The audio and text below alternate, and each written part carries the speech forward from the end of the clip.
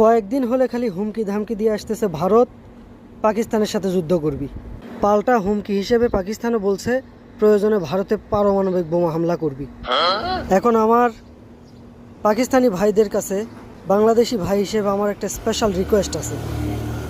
ভাই, তোমরা যুদ্ধ করে যদি ভারত দখল করে নাও কোনো অসুবিধা নাই। তাজমহল, লাল কিলা যা আছে, যত ভালো ভালো মানে স্থাপনা আছে সব দখল করে নাও, তাতে আমার কোনো অসুবিধা নেই।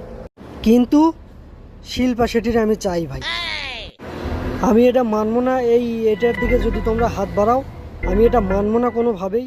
তখন কিন্তু তোমাদের সাথে আমার একটা যুদ্ধ হয়ে যাবে, সেটা বুঝো।